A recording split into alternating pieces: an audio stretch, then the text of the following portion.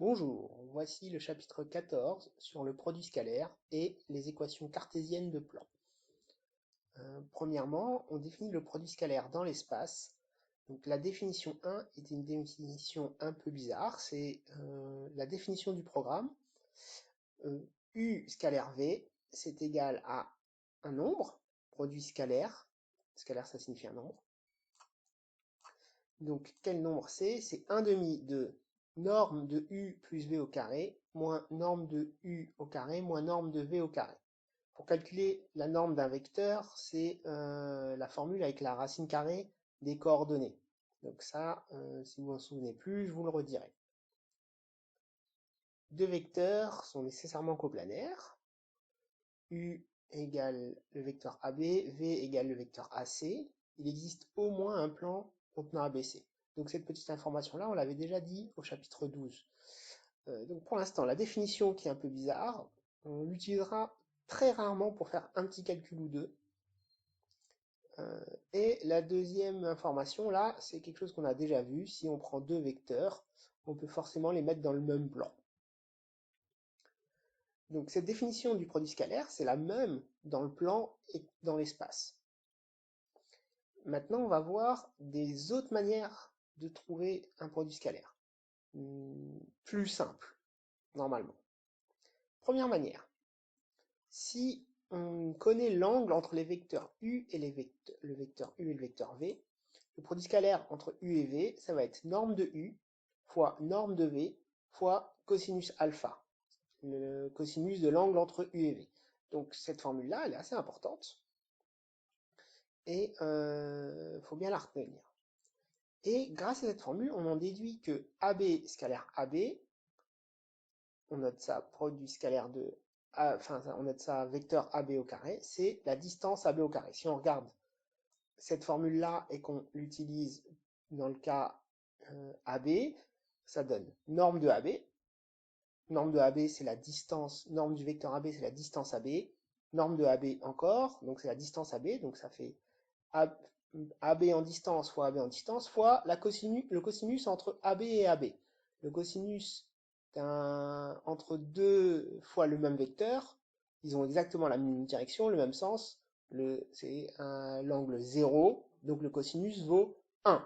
Donc ça fait bien AB fois AB fois 1, donc AB au carré. Une autre technique pour trouver un produit scalaire, avec le projeté orthogonal. Donc cette technique-là, elle est assez dure à comprendre et à visualiser. AB, donc ce vecteur-là, AB scalaire AC, ça vaut la même chose que AB scalaire AH. Et donc en fonction de la position des points, ça vaut AB fois AH. Donc cette raison-là, elle vient du cosinus. D'accord? Parce que la distance AC et la distance H, elles sont reliées par un cosinus. Je vous rappelle, le cosinus, c'est côté adjacent divisé par hypoténuse. Donc le cosinus de alpha qui est là, ça va être AH divisé par AC. Donc on verra à la rentrée si vous avez besoin que je détaille ça. Mais retenez cette formule-là. Pour connaître le produit scalaire entre AB et AC, je fais le projeté de C sur AB, projeté orthogonal, c'est-à-dire je prends la perpendiculaire à AB et je rejoins. Et le produit scalaire, ça fera AB en distance fois AH en distance. Et enfin, la meilleure formule, c'est la dernière, c'est avec les coordonnées. C'est celle qu'on utilise le plus, qu'on utilise presque tout le temps. Si on a U pour coordonnées x, y, z et V pour coordonnées x', y', z', alors U scalaire V, c'est x plus y, y' plus z, z'. Donc c'est vraiment cette formule-là qui va servir. Et après, on va avoir des petites règles de calcul sur les vecteurs. Donc ici, U scalaire V est égal à V scalaire U. On dit que c'est symétrique. Il joue le même rôle. AU fois BV, avec A et B des constantes, on peut les sortir. Donc ça fait AB fois UV, U scalaire V. Et ensuite, il y a de la distributivité. U fois scalaire V plus W, c'est U scalaire V plus U scalaire W. Donc, c'est des petites règles de calcul qui nous facilitent la tâche. Mais principalement, la formule, ce sera avec les coordonnées que je montre ici. Définition. Une définition très importante. Deux vecteurs non nuls, très important le non nul, U et V sont orthogonaux si et seulement si on peut poser U égale AB, V égale CD, et que les droites AB et CD sont orthogonales. Nous, ce qu'on a envie de dire, c'est perpendiculaire dans la vie de tous les jours. Sauf que deux vecteurs ne sont pas perpendiculaires. D'accord ? Même des droites dans l'espace, elles ne sont pas perpendiculaires, on va dire elles sont orthogonales. Proposition très importante, c'est presque le truc le plus important du chapitre. Si U scalaire V égale 0, alors U et V sont orthogonaux. Et vice versa. Si U et V sont orthogonaux, alors leur produit scalaire vaut 0. Ça va nous servir pour comprendre des histoires d'orthogonalité, de plans parallèles et des choses comme ça. Donc cette formule, elle est essentielle, cette propriété, elle est essentielle dans ce chapitre. Orthogonalité dans l'espace. Définition, deux droites sont orthogonales dans l'espace si leurs vecteurs directeurs sont orthogonaux. Et donc on note ça avec une sorte de petit angle droit. D1, angle droit, D2. On utilise aussi cette formule-là avec les vecteurs. Proposition. Pour qu'une droite D soit perpendiculaire à un plan P, il suffit qu'elle soit orthogonale à deux droites séquentes, D1, D2, incluses dans P. Ce que ça veut dire, c'est que pour que la droite elle soit perpendiculaire au plan, qu'elle sorte du plan avec un angle droit, il faut qu'elle soit orthogonale à deux droites quelconques de ce plan. Mais attention, les deux droites, elles ne doivent pas être collinéaires. Sinon, si ça fait qu'une seule direction. Donc c'est un roc. On prend deux droites séquentes de P, n'importe lesquelles, D1 et D2. On prend des vecteurs directeurs, U1 et U2. Dans ce cas-là, D est orthogonal à D1 et D est orthogonal à D2. C'est notre hypothèse. Ça veut dire qu'en prenant U, le vecteur directeur de D, on a U scalaire U1 est égal à U scalaire U2 égale 0. D'accord ? C'est la définition de droite orthogonale. Mais du coup, si je prends une droite quelconque qui appartient au plan P, avec un vecteur directeur V, forcément, la droite delta, elle appartient au plan P, la droite D1 aussi, la droite D2 aussi. Ou si vous préférez, les trois vecteurs V, U1 et U2 sont coplanaires. Ça veut dire que je peux écrire V en fonction de U1 et U2. V est égal à quelque chose fois U1 plus quelque chose fois U2. Donc A U1 plus B U2. Et maintenant, je fais le produit scalaire entre U, qui était le vecteur directeur de la droite D, et V, qui est le vecteur directeur de la droite delta. Donc ça donne U scalaire V égale U scalaire, je remplace V par ce qu'il vaut, A U1 plus B U2.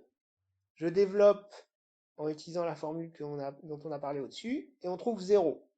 Donc ça veut dire que D est orthogonal à la droite delta.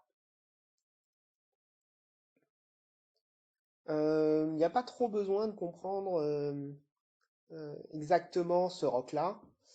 Retenez la formule, retenez la proposition. La démonstration, elle n'est pas à savoir. Elle est intéressante pour les personnes qui iront en prépa l'an prochain. Partie 3. Équation cartésienne de plan. Donc, ce qu'on a vu, c'est les équations paramétriques de plan, avec un paramètre. En général, pour un plan, on avait même deux paramètres, t et t'. Équation cartésienne, équation paramétrique de droite, on avait un seul paramètre, t, une seule direction si vous voulez. Équation paramétrique de plan, on avait deux directions, t et t'. On utilisait deux paramètres, t et t'. Définition, AB différent de 0 est un vecteur normal à P si et seulement si la droite AB est perpendiculaire au plan P. Donc il y a plein de vecteurs normaux à un plan P. Donc un vecteur normal, c'est un vecteur qui sort du plan de manière orthogonale. D'accord? Donc imaginez par exemple le sol et puis un balai ou une règle verticale. Donc le sol il est horizontal et le balai il est vertical, ou le pied d'une chaise par exemple, il est vertical, et ça c'est un vecteur normal. Proposition 7, qui est assez importante, le plan P contenant A et ayant comme vecteur normal n est l'ensemble des points M tels que AM scalaire n est égal à 0. C'est pas le vecteur nul ici, c'est 0 tout court. Donc vous pouvez corriger sur votre cours. D'accord? Donc, c'est quoi un plan? C'est un ensemble de points. Comment on les décrit? Il faut que AM scalaire n soit égal à 0. On avait une propriété similaire pour les droites. Une droite, c'était un ensemble de points tels que AM était collinaire, cette fois-ci, au vecteur directeur. Donc là, c'est pas collinéaire, c'est orthogonal. Théorème 8. Théorème 8, presque le plus important du chapitre. Sans ça, on ne peut pas faire d'équation cartésienne, on ne peut pas faire de calcul. Donc, théorème 8, il commence par tout plan a une équation de la forme ax plus by plus cz plus d égale 0, où ABC sont trois réels non tous nuls, et où le vecteur n de coordonnées ABC est un vecteur normal AP. Donc vous avez déjà vu des équations cartésiennes de droite, ça marche un peu pareil. Dans l'équation cartésienne de droite, il n'y a pas le z. Donc ce serait ax plus by plus c égale 0. Donc là, il y a une inconnue de plus. Et donc, quand on a une formule, ax plus by plus cz plus d égale 0, ça nous donne immédiatement un vecteur normal AP. Comment on le trouve? On prend les coefficients devant le x, devant le y, devant le z, et c'est les coordonnées du vecteur normal. Réciproquement, si on se prend trois réels ABC, l'ensemble des points M tels que ax plus by plus cz plus d égale 0 est un plan de vecteur normal n de coordonnées ABC. Ça veut dire que je prends tous les M qui vérifient cette équation bizarre et ça forme un plan. Donc on va regarder la démonstration. La démonstration est assez importante parce qu'elle nous permet de comprendre comment on trouve la valeur de D. ABC, on a dit comment on trouve sa valeur, c'était les coordonnées du vecteur normal, d'un vecteur normal. D, pour trouver sa valeur, il y a une formule qui va apparaître dans la démonstration. Donc je prends un plan P contenant un point A de coordonnées xa, ya, za et de vecteur normal petit a, petit b, petit c. M, il appartient au plan si et seulement si AM scalaire n égale 0. C'était la proposition 7. Je traduis ce que ça veut dire AM scalaire n. Je fais le calcul du produit scalaire avec les coordonnées x plus y plus zz'. Les coordonnées de AM, c'est bien xm moins xa, ym moins ya, zm moins za. De manière plus facile, on les appeler xm, ym, zm, on les appelle x, y, z. Donc on trouve a fois x moins xa plus b fois y moins ya plus c fois z moins za égale 0. Je développe et je remets les termes ensemble. Donc j'ai du ax qui vient de ma première parenthèse, du by qui vient de ma deuxième parenthèse, du cz qui vient de ma troisième parenthèse, et il me reste un morceau bizarre, moins axa, moins bya, moins cza. Ce morceau-là, c'est une constante. Il ne dépend pas de x, il ne dépend pas de y, il ne dépend pas de z. D'accord? Xa, ya, za, c'est des constantes, c'est des valeurs fixées. x, y, z, c'est des variables ou des inconnus. Donc, tout ce qu'il y a dans cette longue parenthèse-là, je l'appelle D, c'est un nombre réel. Donc là, j'ai fait un sens de mon théorème. Maintenant, je fais l'autre sens, c'est-à-dire que je prends une équation, ax plus by plus cz plus d égale 0. Je suppose que a est différent de 0.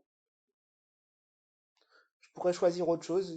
Ce qui est important, c'est qu'il y en ait un qui soit différent de 0. Sinon, ça n'aurait pas de sens d'avoir a égale 0, b égale 0, c égale 0. Ça donnerait le vecteur nul comme vecteur normal et ça n'a pas de sens. Et donc, grand E, je l'appelle l'ensemble des points. Je dis qu'il est non vide. Pourquoi? Parce que si je prends le point de coordonnées moins d sur A, 0, 0, il appartient à E. Comment je sais qu'il appartient à E? Je remplace là-dedans et je suis censé trouver 0 à la fin. Donc A fois moins d sur A, les A se simplifient, il reste moins d, 0y, 0z plus d. Combien ça fait moins d plus d? Ça fait 0. Donc, les coordonnées de ce point-là, ils vérifient l'équation. Ça veut dire que le point appartient à l'ensemble. Qu'est-ce que ça signifie que A appartient à l'ensemble E? Ça veut dire que ces coordonnées vérifient l'équation. Donc quand je remplace x, y, z par xa, ya, za, je trouve 0. Dès que j'ai un point M qui appartient à E, il vérifie l'équation. Donc xa plus by, ax plus by plus cz plus d égale 0. Je combine ces deux formules et je mets tout du même côté. Ça ressemble à ce qu'on fait quand on fait soit du Gauss, soit de l'identification pour les nombres complexes. Et je trouve a fois x moins xa plus b fois y moins yk plus c fois z moins za égale 0. Mais ça revient à un produit scalaire. Un produit scalaire entre le vecteur ABC et le vecteur x moins xa, y moins yk, z moins za. Et donc, on trouve n scalaire AM égale 0. Donc, l'ensemble E, c'est le plan contenant A de vecteur n. Vous avez vu, ça ressemble, les deux démonstrations se ressemblent. Parce que là, j'ai fait un sens et là, j'ai fait l'autre. Donc, il y a les mêmes éléments. C'est comme quand on fait quelque chose A équivaut à B, on commence à démontrer A implique B, et quand on fait le deuxième sens, B implique A, ça se ressemble. Ok, ça, faut savoir le faire. C'est assez intéressant de savoir le faire. Exemple 9. Donc là, on passe dans les calculs. On prend un plan qui contient le point A de coordonnées 1, moins 2, 3 et un vecteur normal 5, moins 3, 1. L'équation cartésienne de ce plan, ça s'écrit ax plus by plus cz plus d égale 0. Comment je trouve A, B, C? Je prends les coordonnées de n. Donc A, il vaut 5, B, il vaut moins 3, C, il vaut 1. Comment je trouve D? J'utilise la formule de calcul. Moins AXA, moins BYA, moins CZA, je calcule et je trouve moins 14. Donc, l'équation cartésienne du plan contenant A et de vecteur normal n est 5x moins 3y plus z moins 14 égale 0. Cas particulier, il y a des équations de plan qui sont très simples. Par exemple, le plan z égale 0. Donc le plan z égale 0, en gros, c'est tous les points qui sont à altitude 0. C'est le sol. Le plan x égale 0. X égale 0, c'est... imaginez qu'on a l'axe des abscisses qui est le long de la fenêtre. Disons le long du mur, peu importe. Le plan x égale 0, ce sera toute la fenêtre. Le plan y égale 0, ce sera tout le mur. Donc ça, pareil, c'est plus simple de vous l'expliquer en visuel. Et donc, quand on fait tout ça, ça nous permet de ce genre de formule, etc. Ça va nous permettre de trouver des positions relatives. Donc, par exemple, si je prends le plan d'équation 4x plus 2y plus 3z égale 12 et le plan d'équation 2x plus 5y plus 4z égale 12, ça donne deux plans. Je peux étudier l'intersection de ces deux plans-là. Donc on va voir comment on fait ce genre d'exercice dans le paragraphe suivant. Position de droite et de plan. Je vais faire une petite pause.